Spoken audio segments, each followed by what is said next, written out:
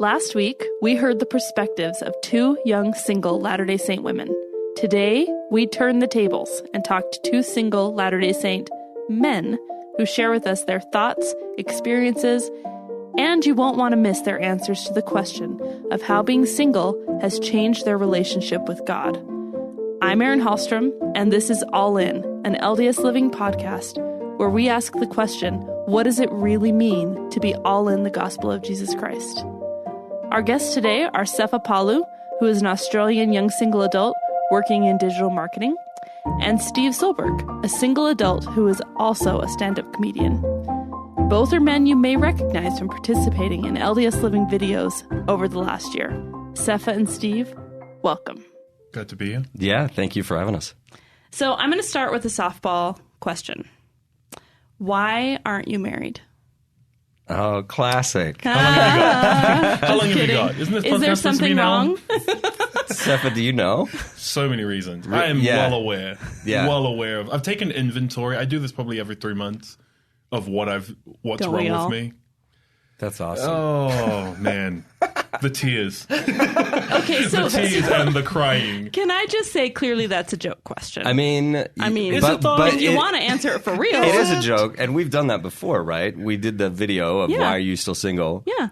And as funny as we joke about it, like I still think of it, like all the time, Yeah. like where you say, yeah, there's times where I go, why am I still single? Because you do want to figure it out. Like, do I have a blind spot that no one's told me about? Yeah. This is like there's got to be a puzzle piece that I'm missing that's super important. Mm-hmm. Oh, I sometimes think that. I know that's false thinking, just if you're sitting at home, because I don't think there is like... a missing ingredient. I mean, I'm sure there's things that you can improve on, but that's not going to stop when you get married. It's not like, oh, now you did it. Like, it's not the pinnacle, right? Okay, first question. Although that one worked really well, and you guys still answered it, so thank you. What does it look like to be a single man in the church in 2019? I don't get the question, to be honest. What do you mean? What does it look like? From my perspective, I mean, like, what's your experience? Is it? I don't want to put words in your mouth. Is it alienating? Is it a positive experience? Do you feel supported? I think with adding the year to it, I think there is more single men in the church now than there's ever been. I know that people talk a lot about how many single men are dropping out of the church, especially as they get older. And interestingly enough, like my community of friends that I've had, but maybe it's just because of who I associate with, haven't left. But a lot of the friends that I have who are girls have left. Interesting. That's interesting. Which I think is contrary to the numbers, actually. So it could just be my personal experience. I mean, I feel as supported as I've ever felt in the church, though. I don't feel like an abandoned group. I went through a moment where I felt that way. And if I'm like super honest, if ever the little inklings of maybe the church isn't for you, it came during that time when I felt unsupported. And I was like, yeah, we've been forgotten about. I thought that, but I don't think that that's logical. I think actually that little whisper it's not of God. And so that like moment where I was feeling not as supported, I think I was also just in a dark place at that time. So you don't think that was just like your own thoughts in your own head? I think rather it than kind of being was. true? I mean, it was when I turned 31 and I had to go from the YSA to the single adult ward, and there was when I did that, there was kind of a mass transfer in Utah. They used to kind of be loosey-goosey on the age. I remember exactly what you're talking about. And you know that time. But then they really honed down on it and were like, no, if you're 31, go. Everybody go. Oh, really? And at that time, a lot of people dropped. And it was like, wow. Because you just felt, because you go to the single adult ward where previously nobody had been going. And it sort of was like, I remember the person who opened the door for me at the single adult ward looked like my mom. Oh, wow. And she was like, welcome, and was super happy to see me. And like, I thought, am I supposed to... Giving you a program. It's like, yeah, welcome. I'm your mom and your date.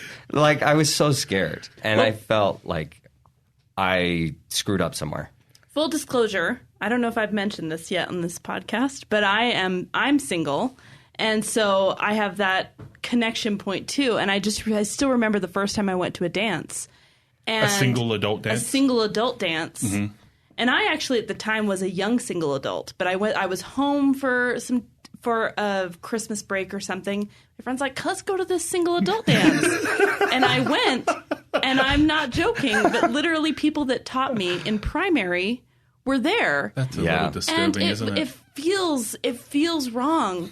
But at the same time, I also feel guilty about feeling, especially now that I'm a little bit older. Yeah. I think, oh, wait, but they're people too. But it does. There's this jarring sense of belonging and experience that brings out. But like, I feel like my experience is the opposite with that. Like, and maybe that's naive of me because I'm not yet single adult. I was going to say it could be an age difference. But with me, I'm almost kind of excited because I'm like, oh, well, still have all my hair. I have all my teeth.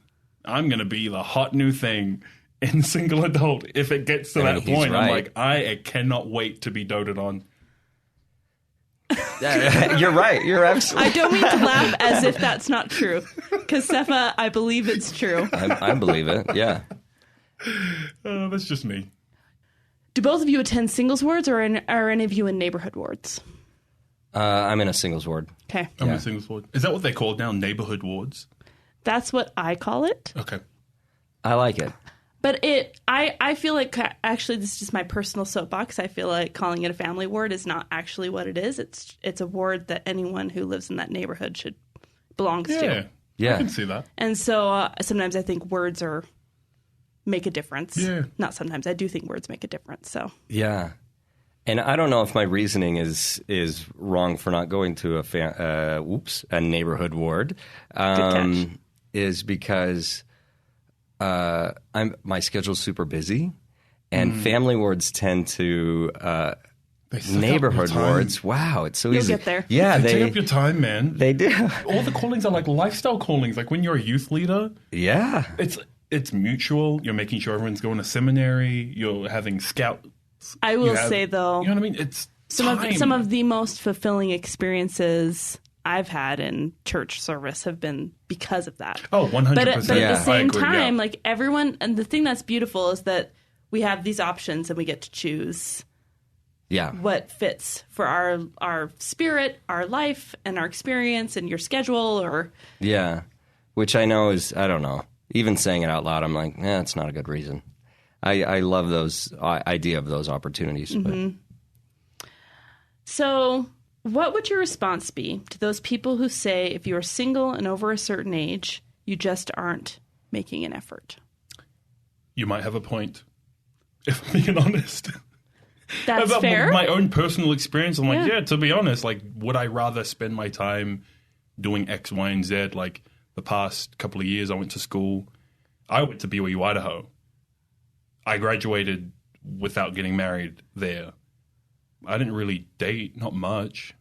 Oh, that's a lie. I had relationships, but it wasn't like 3 dates this week with 3 different women. And I was like, I'm not about that. Mm-hmm. Wasn't about that. I was about more, the relationship part was fine. It was just the dating part. That's not a hobby to me. It's not the same as I feel like sometimes it becomes synonymous with, go on a date tonight. It's almost the same as go bowling tonight. They're not the same. Like, dating isn't an activity to me. Well, is the sheer number of actual dates equal effort always? No, and that's the thing. That's a good question. No. I'm going to say no. I felt like that was a very, honest answer to be like, yeah, maybe not. The whole Joseph Smith kernel of truth when someone gives you criticism. I think my immediate response would be like, I don't know, I'm trying pretty hard. Yeah. But yeah, I'm sure there's some place that I can improve on. Mm-hmm. I mean, that is revealed to me all the time on areas where I can improve. And can't we all? Yeah, I agree. I agree with that. I think everybody can, but when it comes to those moments, though, are you more confronting of those sorts of questions to yourself, or are you honest with yourself but then not with everyone else? Like, what's the process for you? For me, I'm kind of like an open book. Yeah. I have no filter, but with you, I know what it's great. like for everyone. I'm like, oh, you're not putting in effort. I'm like, oh, you are right. I think I'm more reserved than you are for sure, but yeah, I mean, I try to be authentic and go, yeah if I can improve here or whatever. At least that's only a new thing for me, though.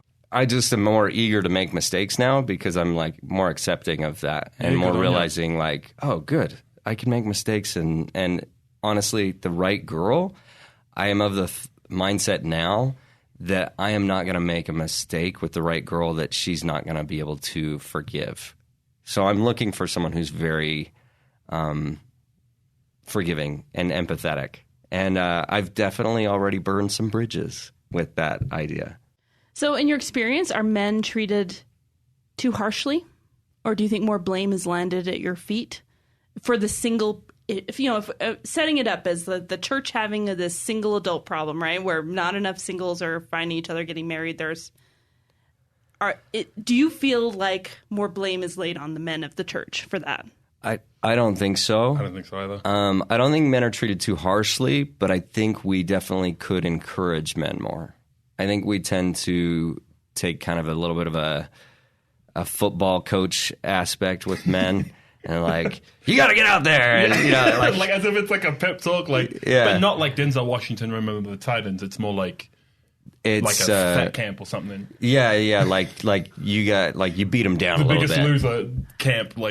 You're going to do this basic training. I'm actually really glad to hear that because I feel like I'm apologized to on behalf of men. I'm so sorry that they don't have their act together. Whatever. Does that make you feel better? That's the kind of narrative that gets said to single women a lot. Oh, and interesting. I think it's a little bit of a cop out, pandering kind of thing to you. Like it's not you. It's them. Yeah. And I usually actually push back on it, and I'll say, no, we're all in this, but I don't know that everyone does, and maybe my experience is not everyone's experience, and that's just to be clear about everything we're talking about. We really can only talk about our experience and not speak for everyone's experience. So in response to that, like when people tell you, oh, it's the men of the church, the pandering, not the women, the pandering, does that make you feel any better? No, it doesn't. And I think it used to, though. I think initially, several years ago, it used to make me feel better where I said, oh, it's all on them, so I can just stay here in my castle and not worry about it too much, right? Yeah. Because I've had a few of those years where you're like, well, no one's coming around and I don't ever meet anyone and oh well, but it's on them because the men haven't been trying hard enough to know that I exist in this castle that they don't know exists, right? I mean, it's one of those things. Yeah. And it was easier for me to believe that it was on men. Yeah. Because their responsibility, it's your responsibility to do the asking. It's your responsibility to show interest first. Mm-hmm. And I have had a change of heart about that. I don't believe that's true anymore. I think we are actually equally responsible for interest and showing interest. And women have to be places where they can actually meet people in order to feel... I mean, the problem is that we all have heard these narratives. And I'm going to go on the soapbox and maybe we can cut some of this. I don't know. But we all have these narratives that we've heard. And maybe you guys have heard this too, where so-and-so's person just evaporated, or not evaporated. What's the opposite of evaporated? Materialized next to them, and the sun shone down, and it was the person. And it just will happen when it happens. So all you have to do is just wait, because that's what... I mean... Yeah, that's one of the things that bugs me the most, is a lot of times you'll hear people say, like, well, when you stop trying so hard is when it's gonna... And I'm like, no. Stop your line of thought, because that's never worked. That's never been the case, ever. That's not even doctrinally supported. No. Stop trying and then it'll happen? Yeah. No, that's a lie. Yeah, that's not how you get a job or anything. After all you can do, don't ever do anything. Yeah, because that's how it goes. Yeah. That's the scripture, isn't Yeah, it? isn't it? That's how it goes. Jesus said, don't try it all and stop thinking about it. Yeah, Joseph Smith stopped praying, and then that's when God and Jesus appeared. Yeah. Nah, it doesn't seem to follow. That's not how it works. So do you ever hear misconceptions about why you're still single? And what are some of those? What would some of those be? You're too ugly. No, just kidding. No, that's just my mom. Oh, please. No one has said that about either one of you. It's, I think you're too picky is one that is a hard one to hear. I say hard one. I don't like hearing that because it's like... I want to talk about picky. Why? Why is that one hard? If someone says you're too picky, it takes away the options of... And you get to fall in love. And you're like, shouldn't I be able to be attracted to my future spouse? I think that is okay to admit that can be a big part of it and that you're allowed to be attracted to that person. And like when they start to go, well, the prophets have said that you could make a marriage work with anybody. Just anyone. And that's absolutely true. And, I believe that to be true, But, gosh, I just don't think that's a good idea to start a marriage off where you just go, she'll do. Let's just, she'll do. Now, I do believe there are things that we can refocus on. Mm-hmm. And that would be a better way of wording it. But it's like, it's not a conversation that you can have in the hallway. It's something that it's like, this is a deep conversation you need to have with this person where you can go, okay, well, what are the things that you think you need to have? Mm-hmm. And there might be things on that list that they're making in their mind that they don't need to have that could be changed. And so that could be the picky part of it. But it's like, you can't just go, are you being too picky? And they're like, you're right. Well, it's dismissive. Yeah, it just turns it off. And it's always, you're right how it's said, a lot of the times that sort of question or misconceptions, they're given in such a casual way that I can't, in the moment, I don't have time because I'm usually in between stuff. It's usually like a drinking fountain conversation or in the hallway that I'm like, even if that were true, whatever it is that you're insinuating about me, I can't give it any sort of credence right now because I'm in the middle of something. Like this isn't that sort of analysis that's very introspective needs to be done more on a personal level. Like you need to take time to do that inventory if that's a process you choose to participate in. But in regards to somebody casually asking me, I can't really give it any weight in that moment because of the way you asked it. I don't know. I don't personally find it particularly offensive or anything. I don't mind if people insinuate stuff. I can usually just brush it off. But if you wanted to actually genuinely know, I can't give it to you there. Yeah. So I want to talk about women for a minute. What expectations have you felt from the women that you date? I do feel like maybe expectations have gotten lowered a little bit, like in a good way. I don't know if it's in a good way. Actually, I think I'm fine with expectations staying somewhat high because then you feel like, I got to step up. What do you mean lowered? Like, and this is maybe more just men in general, not necessarily in the church. I think just in general, we're just kind of like men are kind of. It's like the sitcom thing. Where we had sitcoms 10 years ago that where the man is the dope, right? And I think unfortunately now we have, I don't think we have dopey men, but I don't think we have men with as, I feel like maybe drive is down or leadership or something like that. Like stepping up, initiative. Yeah, and it's because, and I don't know if that's true or if that's just me guessing because it feels like it's not as encouraged in society right now. Like it's more encouraged for men to play like I'm sorry, like a role on the sideline where you're like apologizing for being a man or something. And like I would agree with that because my experience I'm from Australia, I served in New York, and then I live here in Utah and BYU, Idaho. Elders Quorum is awful everywhere. It's almost like there's no effort put in to Elders Quorum as soon as we separate from the women. You know what I mean? So Sunday school, everyone's raising their hand, everyone's volunteering to share the scripture or say prayer, but then all of a sudden in elders quorum, everybody's a mute. And it kind of goes to show that idea of just there's no initiative just to have initiative. It's always like if there isn't an end goal to this, then men won't really put in effort. I've wondered about that. And I hate that. I hate that. Yeah. That annoys me. Without the prize at the end kind of thing. You want people to just be good for the sake of being good. Mm-hmm. Yeah. 100%. So do you think there are misconceptions about LDS women that exist? Yeah, I'm sure there are. Well, I have a couple of friends back home who are similar in my age. Some of them a bit older than me. Girls who are still single as well, and they always are told, especially one in particular that I know I'm thinking of her now, where she's always told, "Oh, you're too good," and she's had multiple guys tell her, "You're too good for me," or "You're too good for the men of Sydney," which is where I'm from, and that frustrates her. I've talked to her about this, where I'm like, "That's rubbish. I personally don't like that, and I know that she doesn't like that."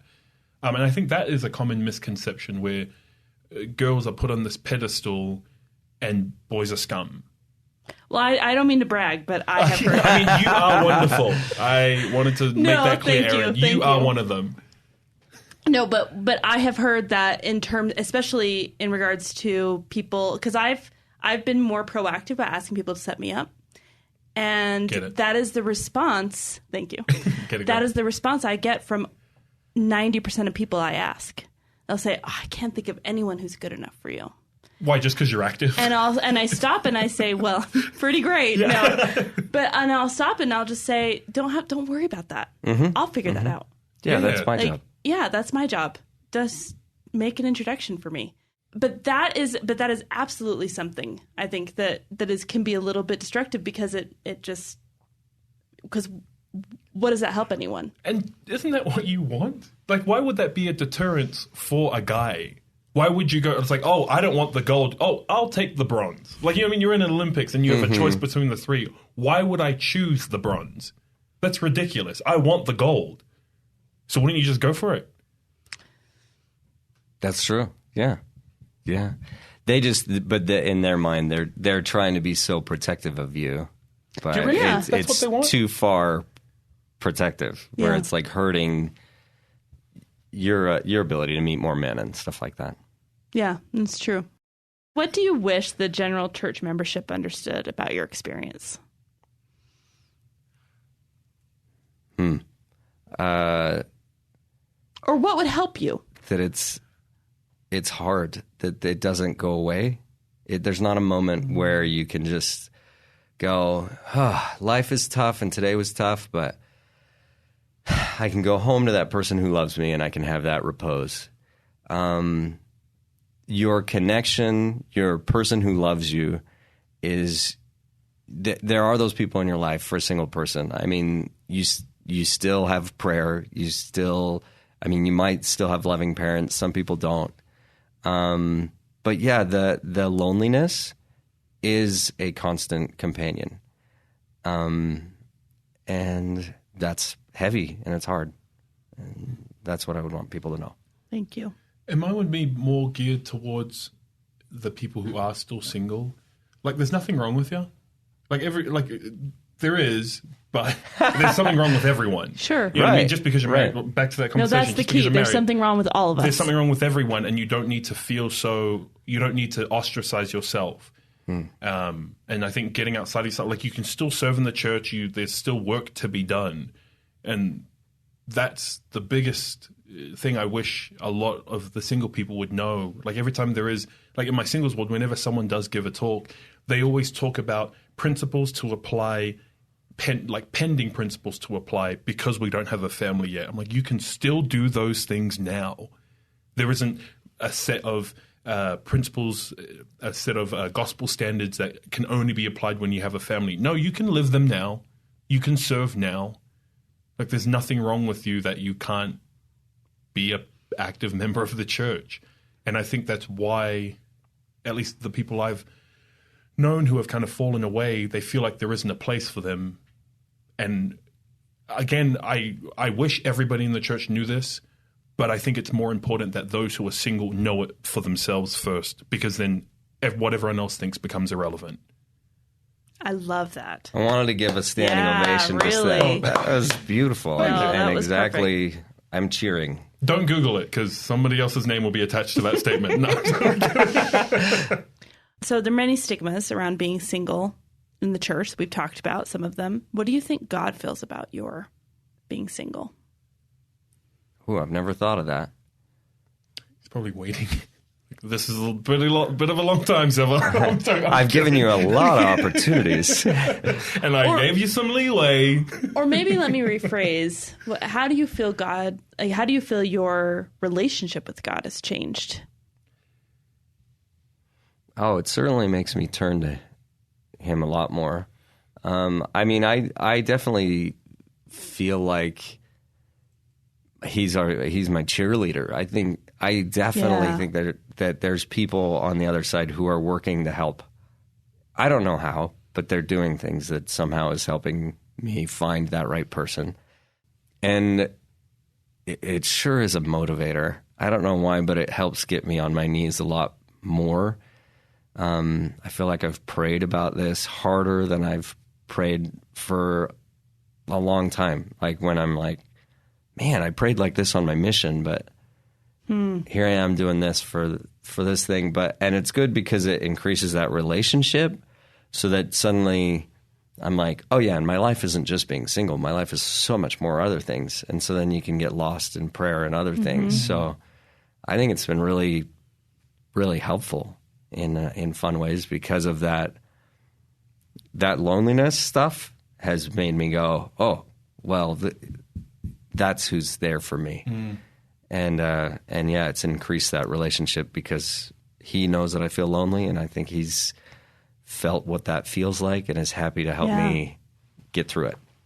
Yeah, I agree. I think I'm much more aware of his presence, and I have a stronger conviction of his existence because of this time of being single. Like, I'm more aware of him, and I feel like he is more aware of me as that relationship grows stronger. It's awesome. What he thinks of my singleness, he's just like, just hang in there, kid. There are quiet moments, like in those times where it's like kind of the way the loneliness gets a bit intense.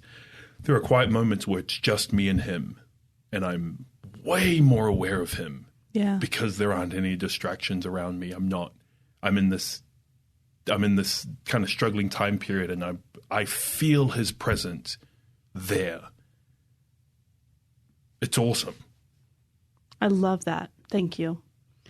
So this is a question we always ask at the end of our podcast, and it is, what does it mean to you to be all in the gospel of Jesus Christ? We love this question because there's a wide variety of answers, and so there's no wrong answer, but I know you guys have thought about it. What does it mean to you to be all in the gospel of Jesus Christ? Because you told us this question would come, and I did think about it for a while, and I thought it's repentance for me.